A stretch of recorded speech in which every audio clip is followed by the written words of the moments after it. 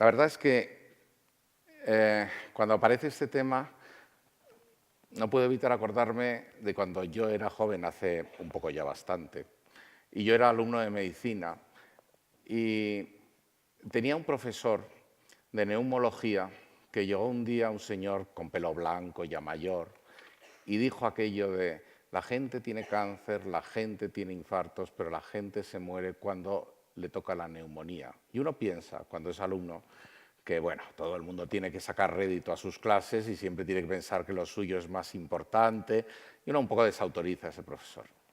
¿Qué ocurre? Que realmente cuando uno ya tiene el pelo blanco, él tenía más pelo que yo, y ya está dando clase y tal, descubre con los años que tenía razón. Y entonces no solamente lo descubre por la práctica, sino que es que hasta en New England hace unos años le llamaba la neumonía el asesino olvidado, porque llegaba a la misma conclusión. Aprovecho para decir que los radiólogos no estamos exentos de tener que mirar todas las semanas el New England, porque realmente es lo que nos pone al día de todo. ¿Y por qué es tan importante este tema? Porque miren, en el mundo, hoy después de la cardiopatía isquémica, es la segunda carga de enfermedad mundial y es la primera causa de mortalidad por infección en países desarrollados. Además, en España tiene una incidencia muy importante porque siempre se relaciona las neumonías con enfermedades crónicas, con longevidad, y en nuestro país saben que tenemos una de las esperanzas de vida mayor del mundo, con lo cual las enfermedades crónicas y la longevidad es todavía más acuciante. Y qué decir de la virulencia de los microorganismos, que han cambiado mucho últimamente. Cuando se habla de neumonías hay que tener en cuenta efectivamente la localización geográfica, porque los gérmenes en principio se dicen que están más o menos igual, pero sí que hay variedades, y luego veremos que nuestro país tiene también unas características propias. Que hay clínicas típicas de neumonía, pero todos conocemos que está la neumonía atípica, que resulta que es la que tienen muchos de nuestros pacientes. Y segundo, que han avanzado muchísimo el tema de la vacuna, sobre todo la vacuna del neumococo en nuestro medio, que ha hecho cambiar también un poquito el perfil.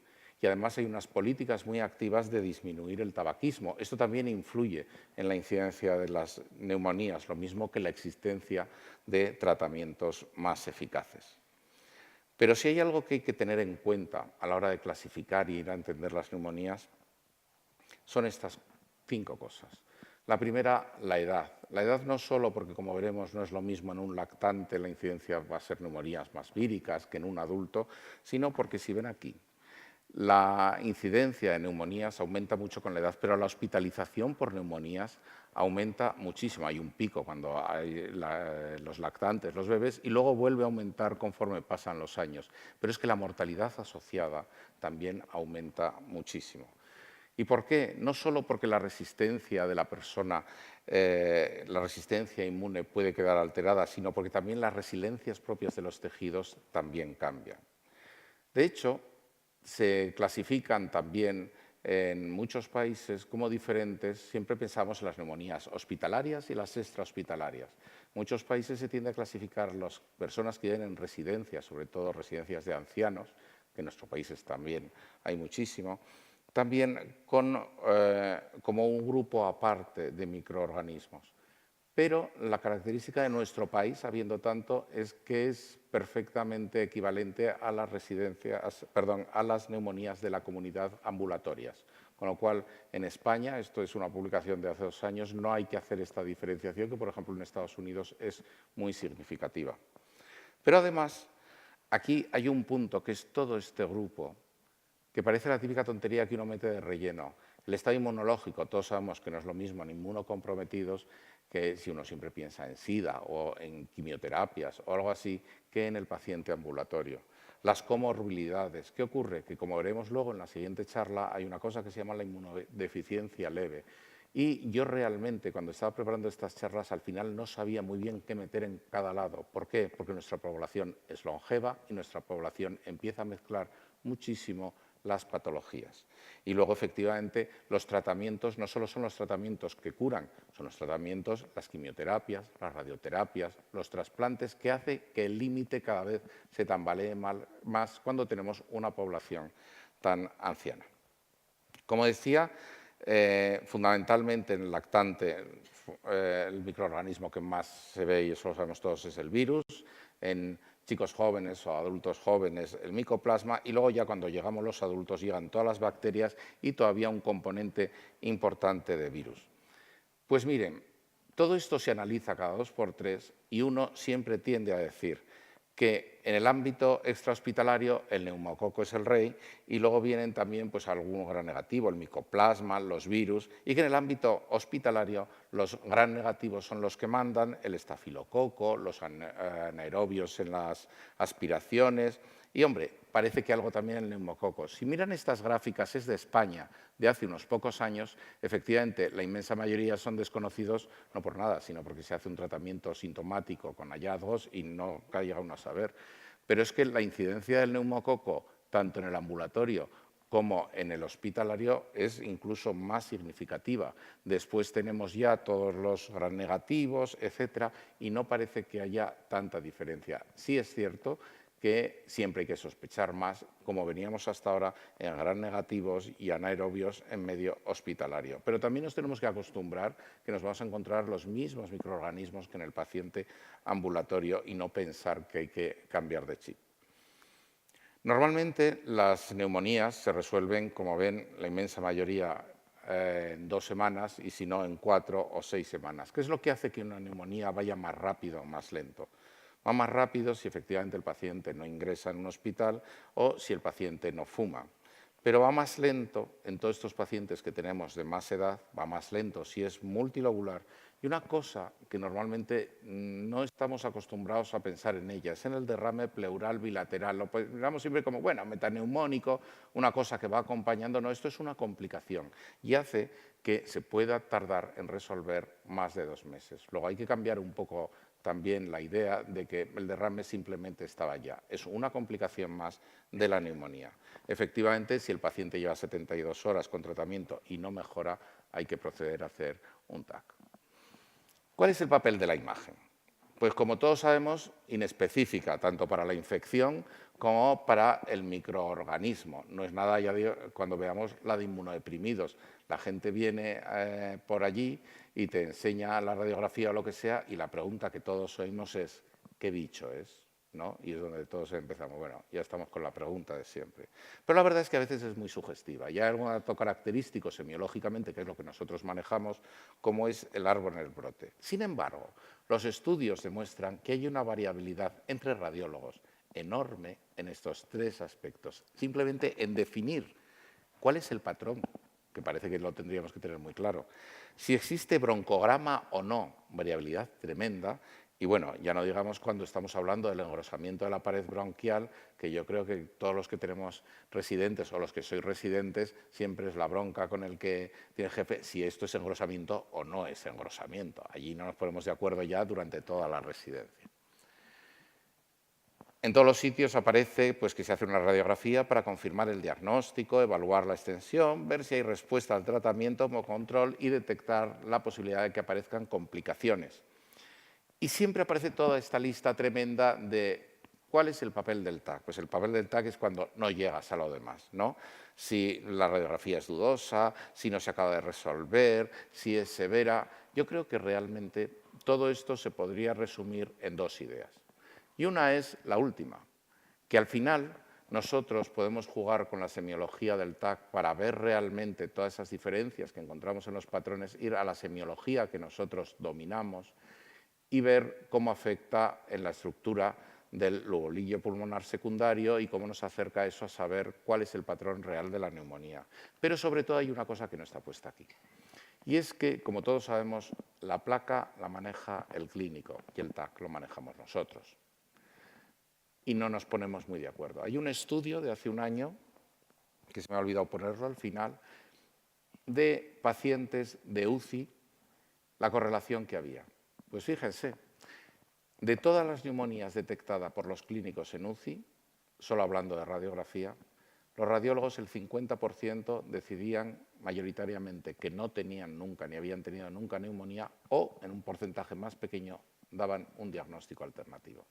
Muchas veces el hacer el TAC, aunque esa no sea su función, da pie a esa sesión clínico-radiológica de poner las cosas en su sitio. Nosotros llevamos con esa semiología del TAC, que es la que dominamos y la que podemos apoyar un diagnóstico o no. Pero hay mucho diagnóstico, mal diagnóstico, precisamente porque la placa la está manejando únicamente el clínico. Bueno, pues la verdad es que, como les he dicho, luego hay un montón de charlas sobre neumonías víricas, por hongos y tal, y uno piensa, pues entonces no sé qué hago yo resumiendo todo en 25 minutos, con lo cual voy a intentar dar una visión muy práctica y luego mis compañeros darán una visión amplia de todo lo que sabemos o deberíamos saber. Yo voy a intentar ir un poco al día a día. Si se fijan, desde que en 1842 resulta que Rokitansky describió lo que era la neumonía lobar y la bronconeumonía, yo me quedé a cuadros porque era antes de verse toda la radiología, todo el mundo hablaba de estas entidades, pero fue cuando aparecieron los libros final de Harrison en el que fíjense lo que pone aquí. Dice que no es una enfermedad, son varios patógenos y que estos patógenos deben estudiarse por separado. Dice, por favor, evitar términos como lobar y bronconeumonía. Entonces, claro, nosotros cuando estamos trabajando y baja el clínico, ¿qué hacemos? ¿No? Con lo cual, como cada uno tiene su profesión y su forma de orientar las cosas y cada uno tiene que ir por donde sabe, si me permiten, yo no voy a ir por la descripción de cada uno de los patógenos, que es lo que harán mis compañeros esta tarde, sino que voy a ir directamente a ver cuál es lo más probable cuando nosotros nos encontramos con algunos patrones. Y los patrones los podemos resumir simplemente, casi iba a decir en el lobar, el alveolar, la consolidación y la bronconeumonía. Luego veremos un poco intersticial y vidriosustrado, porque lo dejo un poco más de lado. ¿Vale? ¿Qué ocurre? Que luego hacemos el TAC y nos aparece esto. Nos aparece la imagen alveolar con el broncograma, nos aparece la zona de árbol en brote, tenemos parte de vidrio deslustrado y los patrones nos aparecen mezclados. Con lo cual, lo que voy a intentar orientar es sobre el patrón que predomine en cada una de las infecciones. Vamos a empezar por la lobar, que es lo típico. Es la manifestación más frecuente de las neumonías de la comunidad y consiste en una opacificación del espacio alveolar por un exudado inflamatorio que se disemina muy rápido en el alveolo. ¿Por qué?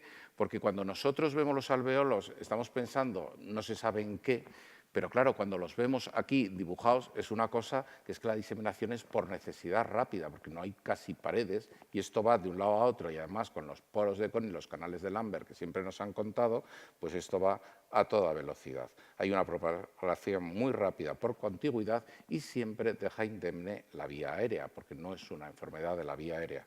Con lo cual nos encontramos el patrón típico del broncograma aéreo y normalmente, como lo que quitamos de aire lo ponemos de exudado, no suele haber pérdida de volumen. Y tiene una característica clínica, es que los síntomas suelen aparecer antes que la extensión radiológica. De hecho, este es el típico caso.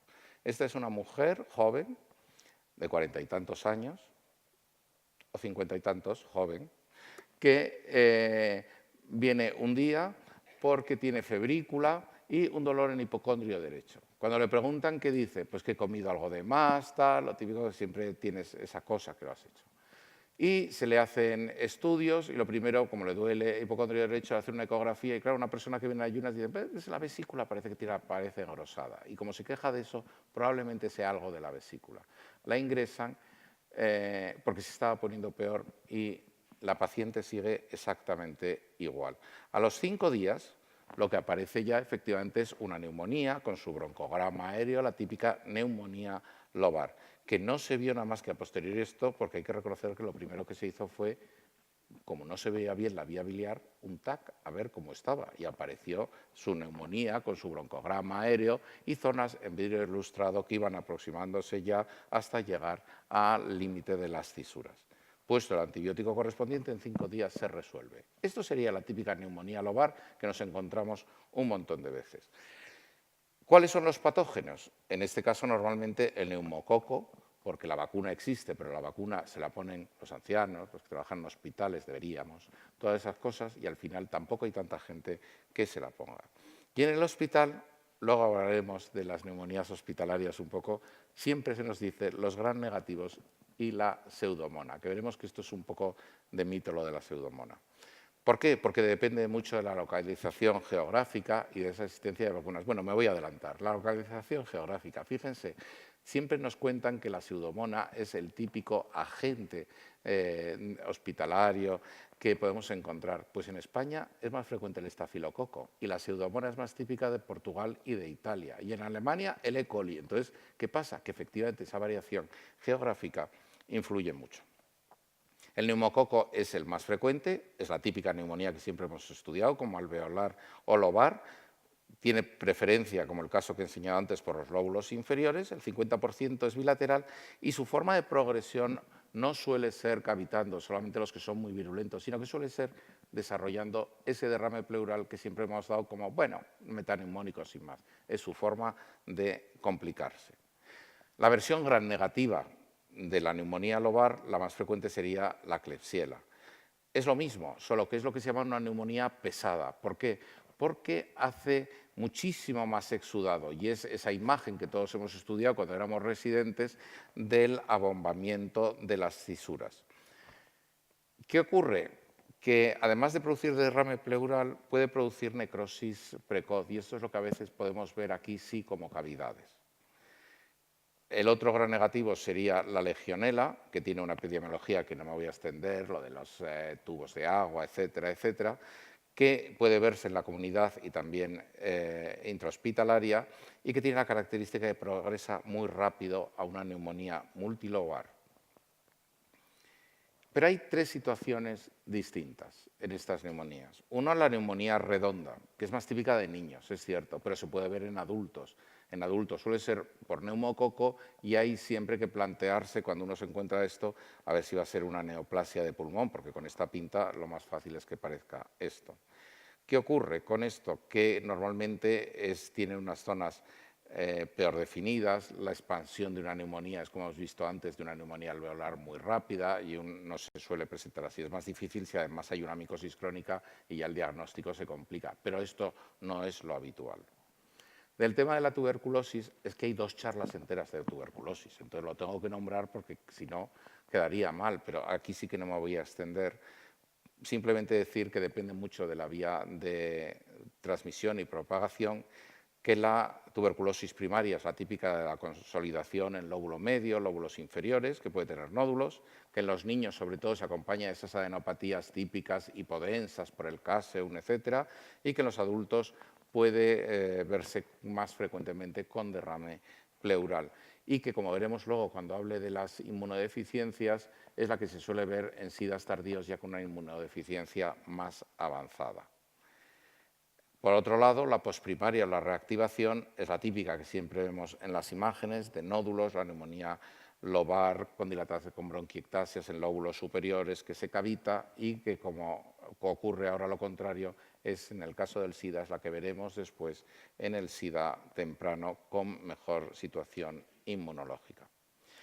Y la última de las situaciones especiales, que está un poco a caballo con la bronconeumonía, es la neumonía de la aspiración. Probablemente la más infraestimada de todas las neumonías que tenemos. Es la segunda causa de neumonía en mayores de 80 años. Claro, en algunos países dirán, bueno, mayores de 80 años, repasemos la familia, mayores de 80 años hay un montón. Y es la segunda causa. Tiene una característica, sobre todo, diferenciadora. Todo el mundo sabemos que es... Bueno, he pedido esto para señalar, pero cada vez que señalo me mareo. Allí está la pantalla tan arriba. Entonces, ¿qué es la presencia de los focos neumónicos en posiciones declives? Y esto es lo típico que siempre hemos estudiado. Lo que no tenemos tan claro son dos características. Que el paciente de UCI, para cuando presenta esto, antes ha presentado esto. ¿Y esto qué son? La imagen de árbol en brote. Cuando vemos una bronquiolitis de estas que se ven en el ambulatorio, pero no se ven en un paciente de UCI. El de UCI estamos acostumbrados a ver unas cosas enormes. Cuando vemos una bronquiolitis en lóbulos inferiores, en sus segmentos posteriores de los lóbulos superiores, es decir, donde se supone que es una afectación por aspiración, esa bronquiolitis lo que nos indica es que está empezando con una neumonía por aspiración y eso es lo que hay que tener cuidado, porque suele ser en estos pacientes tan complicados lo que se desprecia. Y además suele ser infecciosa y además suele ser por anaerobios. Y si es por contenido gástrico, pues suele dar una neumonitis química y lo que aparece es mucho vidrio deslustrado. Luego, estas serían las dos excepciones a esa norma que siempre nos planteamos. Con lo cual pasamos a la bronconeumonía.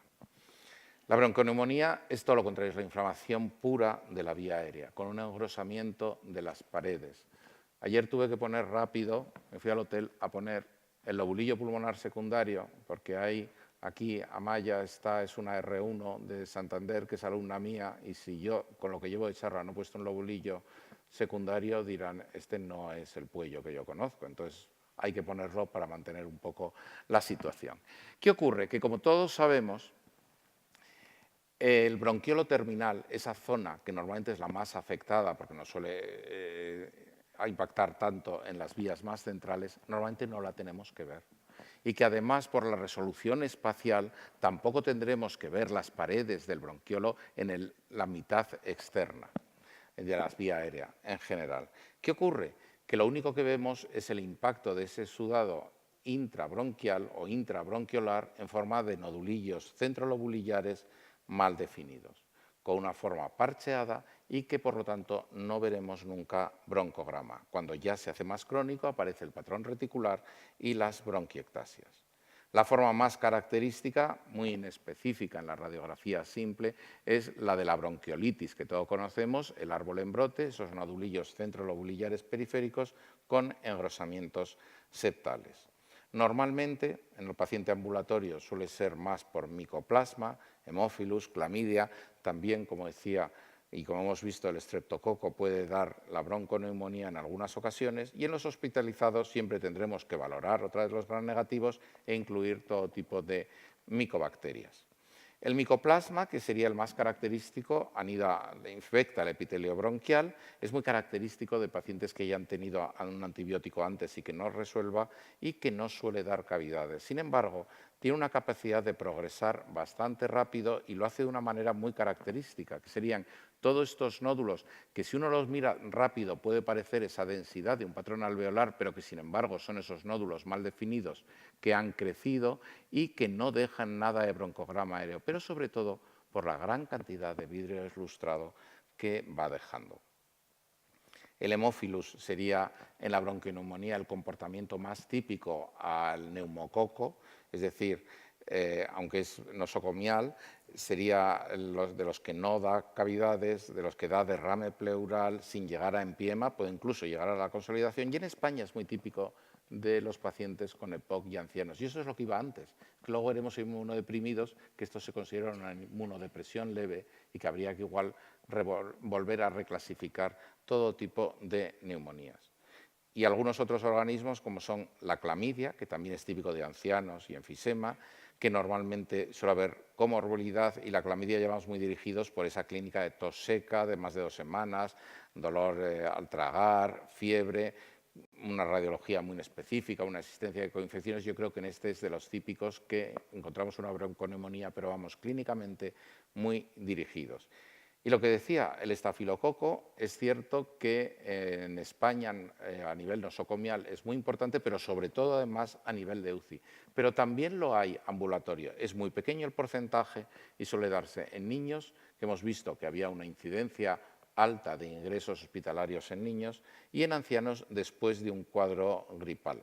Cursan con imágenes de bronconeumonía y todos sabemos en el estafilococo las dos cosas más características: el alto índice de necrosis y de liquefacción que da cavidad y la posibilidad no solo importante de tener derrame pleural, sino la alta incidencia de que eso se sobreinfecte y que produzca empiema.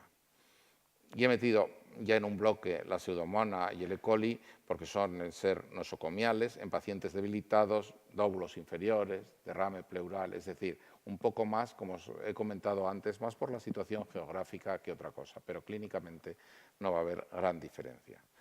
Y un último punto para recordar, que como hablarán esta tarde, están también en las neumonías por virus, que no son las más frecuentes, sobre todo clínicamente importantes, pero que pueden cursar con bronconeumonía, que cursan con vidrio deslustrado y que cursan con un patrón reticular. Que cuando hay consolidaciones, porque normalmente coexiste, que es bastante frecuente, una infección bacteriana. Y hemos visto dos cosas que pueden dar vidrio ilustrado. Una son los virus a nivel de comunidad y otra el micoplasma. La tercera, que lo veremos en la próxima charla también, será el neumocistis. Y todos sabemos lo que es el vidrio ilustrado, el aumento de densidad que deja ver los vasos a su través y que hay 40 teorías sobre por qué se produce. El llenado puede ser un llenado alveolar, un edema pulmonar secundario a la infección, los infiltrados propios de las células inflamatorias en el intersticio. Bueno, el gran error muchas veces en los clínicos es pensar que es una enfermedad y nosotros sabemos que es un patrón que nos dirige a una serie de cosas, pero es un patrón radiológico. Y por último, por eso decía, el patrón intersticial. La verdad es que en neumonías de la comunidad es raro, ¿no? Lo siguiente, en un adulto normal con una inmunidad más o menos preservada, es rarísimo encontrar una neumonía intersticial. Cuando pensamos en intersticio puede ser reticular o nodular. Si pensamos en reticular, los virus, unas zonas muy inespecíficas, que lo característico en todo caso, y lo veremos en la próxima charla, es más su evolución.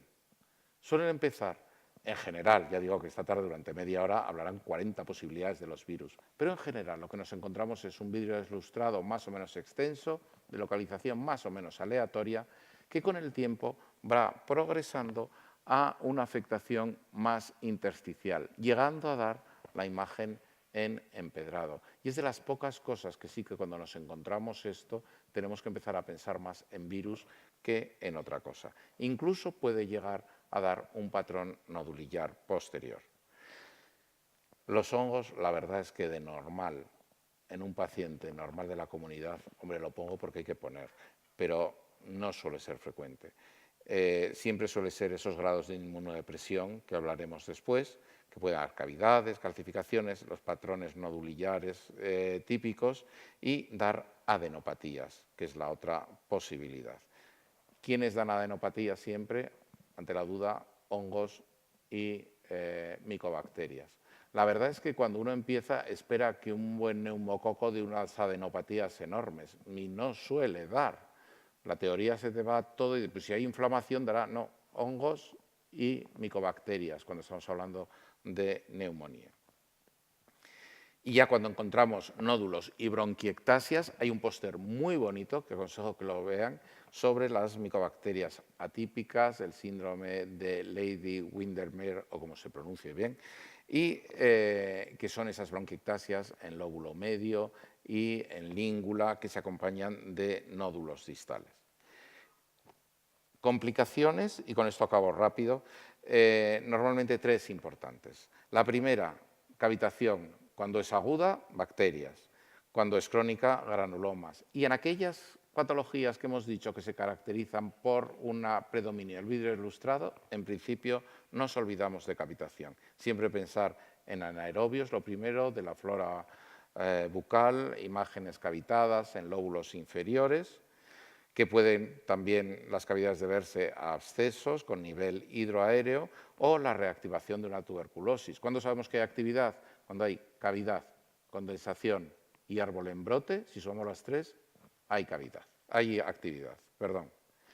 El derrame pleural, que como comentaba, la mayoría es para neumónico, pero sí es una complicación en sí mismo y produce mala evolución, que como hemos visto se da en el neumococo y el Haemophilus sobre todo, y en el Staphylococcus aureus, y que hay un pequeño porcentaje que puede progresar a empiema. Pero salvo el estafilococo, la verdad es que los demás es más infrecuente. Y para terminar, todas esas causas que pueden tener un poco de febrícula y que pueden ser neumonía y que son todos esos que decíamos que el clínico diagnostica y no, al final no es. Les voy a dejar solo un ejemplo.